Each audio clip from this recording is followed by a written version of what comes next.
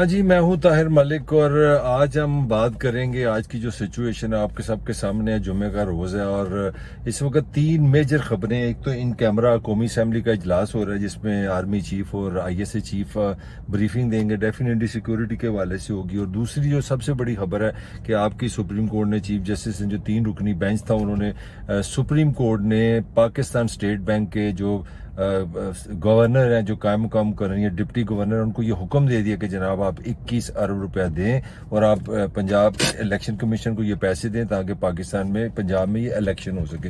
ये एक बहुत बड़ी डेवलपमेंट है। इसके क्या इफेक्ट्स होंगे, उससे क्या हो सकता है और किधर पाकिस्तान जा रहा है, इसकी सिचुएशन किधर जा रही है, ये इस वक्त की जो सबसे ताज़ा तीन सूरत हाल है।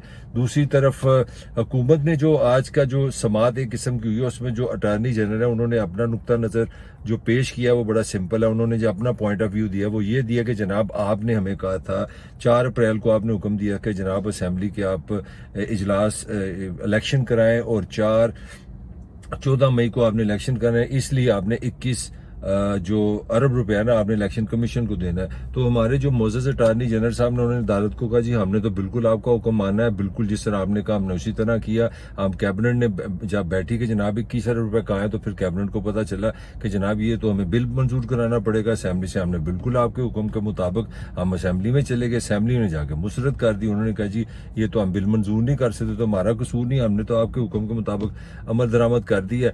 अब इसी के बाद जब उन्होंने सुप्रीम कोर्ट ने अपना ये भी कहा था कि जनाब आप रिकॉर्ड लेके आए जो रिकॉर्ड के साथ आए, तो रिकॉर्ड के साथ जब जनाब उन्होंने कोई ना कोई दिखाए होंगे रिकॉर्ड के स्टेट बैंक के पास कितने पैसे हैं, उसमें से उन्होंने कहा जनाब आप 21 अरब रुपया दे दें। अब 2-3 चीजें इससे स्टैब्लिश हो रही हैं जो आज का हमारा मौजू बन रहा है। एक तो ये है कि सुप्रीम कोर्ट ने इब्तदाई तौर पर तौहीन अदालत पे फोकस नहीं किया। जो यहाँ पे एक बहुत बड़ी बहस शुरू हो गई थी, जनाब शहबाज शरीफ गया, फलाना गया, कैबिनेट गई, असम्बली गई, कौमी असम्बली गई, फलां गया, जिसने साइन किए 72 लोग गए, 42 लोग गए जिन्होंने साइन किए हैं, क्योंकि 72-70 के करीब आपकी पार्लियामान कैबिनेट है और कैबिनेट ने अगर इनकार किया, अगर साबित होता है तो अगर जिस तरह के आपको पता है कि हमारी जो अदालत है उसके पास सब पावर है, वो तौहीन अदालत किसी पे भी लगा सकती है। अगर वो चाहते तो वो आज भी कह सकते थे जनाब कि हमने आपकी वफाकी हुकूमत को ये इंस्ट्रक्शन दिया और वफाकी हुकूमत का जो हेड है वो वजीर आजम है और उसने भी तौहीन अदालत की है। इसके अलावा अगर कैबिनेट ने मंजूरी नहीं दी तो उसमें भी तौहीन अदालत लगती है और अगर ये आपकी पार्लियामान भी शामिल है तो उन जिन्होंने साइन किया उस पर भी लगाते हैं।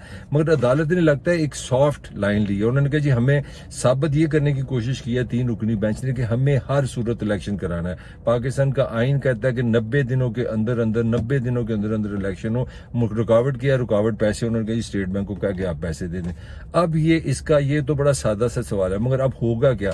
होगा ये है कि ये एक मंतकी ये जो लड़ाई है ना ये एक अपने मंतकी अंजाम को जा रही है और इसकी बैकग्राउंड ये है, मैं समझता हूँ ये हुकूमत की एक अच्छी नीयत इसमें शामिल है। उन्होंने असल मसला ये था कि आपका आइन कहता है 90 दिन में इलेक्शन हो। इमरान खान ने परवेज राय से कहा कि आप असेंबली तोड़ दें, उन्होंने असेंबली तोड़ दी। असेंबली तोड़ने के बाद 90 दिन में इलेक्शन होने चाहिए।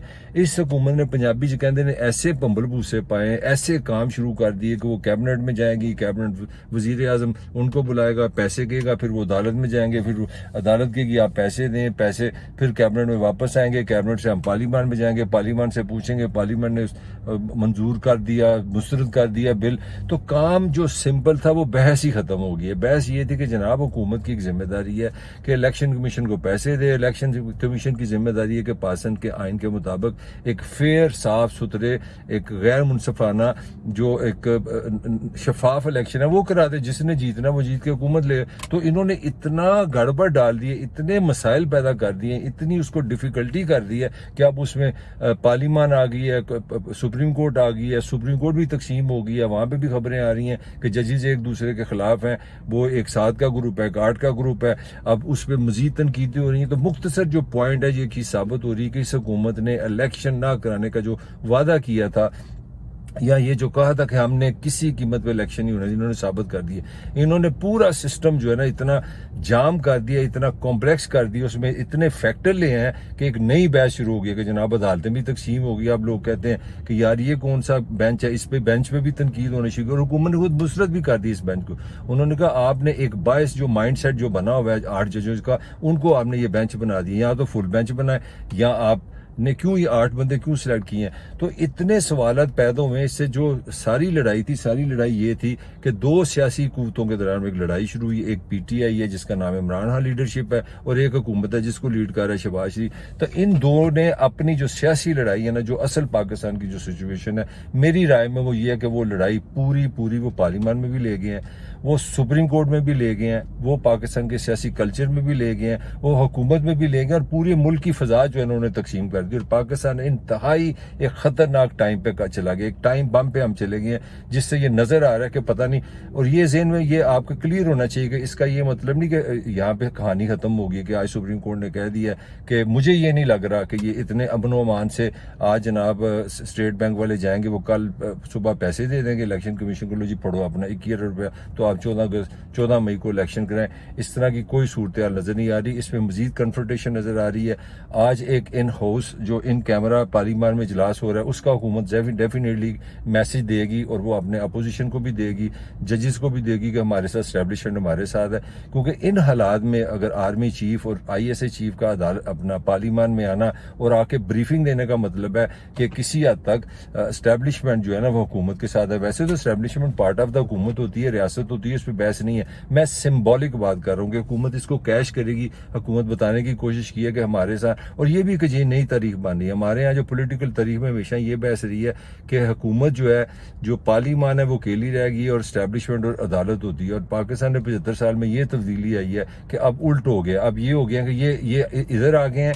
ये इस वक्त जो सिचुएशन मानी है वो बानी है कि पार्लियामान जो है उसके साथ हुकूमत एस्टेब्लिशमेंट पावरफुल खड़े हैं, और दूसरी तरफ जो आपको नजर आ रहे हैं वो आपको पता है वो जजेस नजर आ रहे हैं। मगर अनफॉर्चुनेटली हम अभी भी डिवाइडेड हैं, तकसीम हमारी खत्म नहीं हुई, और ये बड़ी नुकसानदेह है पाकिस्तान के लिए, सियासी कल्चर की है। जिस तरह के माशी हालात में हम फंसे हुए हैं, आई विश के हमारे जो जिम्मेदार लोग हैं ये बैठते, ये इस तरह का फैसला करते कि जिससे पाकिस्तान की आवाम के को मसाइल की तरफ सोचते। 1000 मसाइल अगर मैं शुरू कर दूं, महंगाई का, डॉलर का, बेरोजगारी का, सैलाब के लोग अभी भी सिंध में बैठे हुए हैं, इंटरनेशनल मसाइल हैं, दुनिया में इतनी बड़ी चेंजेस आ रही हैं, अमेरिका में डॉलर की वैल्यू खत्म हो रही है, चाइना रूस आगे आ रहे हैं, वो अपनी करेंसी लेके आ रहे हैं, पूरी दुनिया अजीबो गरीब मसाइल का शिकार है। और हम कहाँ फंसे हुए हैं कि जजेस सही है, पार्लियामेंट सही है, नवाज शरीफ सही है। हमने लड़ाई दर लड़ाई हर चीज में डिवाइड होते जा रहे हैं, और उसका नतीजा ये निकला कि माशरे में मजीद मायूसी और एक तन्हाई पैदा होती जा रही है। अब देखें आने वाले हालात जो हैं उसमें कोई अमन नजर नहीं आ रहा, और ये लगता है मंतकी तौर पे बड़े अजीबोगरीब इसके इफेक्ट्स हो सकते हैं। कुछ लोग कह रहे हैं जी कि आप फौजी हुकूमत को दावत दे रहे हैं, अगर आप इस तरह हालात खराब रखेंगे, माशरे में सुकून नहीं होगा, अमन नहीं होगा, तो इसका क्या मतलब है? इसका मतलब है कि हो सकता है एस्टैब्लिशमेंट में मुदाखलत करनी पड़े। एक नुकता नजर है कि ये सारे पॉलिटिशियन इतने ज्यादा ओवर रिएक्ट कर रहे हैं, इतनी लड़ाइयां कर रहे हैं, इतना बचपना मुजाहरा कर रहे हैं, ये अपने मसाइल हल नहीं कर रहे। इसका आसान नतीजा वही निकलना कि जनाब उठें, कौमी हुकूमत बनाएं, और आप सुप्रीम कोर्ट के पास चले जाएंगे, पाजी ये तो लड़ते रहते हैं, हम इनका कुछ नहीं कर सकते, ना हुकूमत का कुछ कर सकते हैं, ना अपोजिशन का कुछ कर सकते हैं, ना इमरान खान मानता है, ना शहबाज शरीफ मानता है, लिहाजा हम बाज है।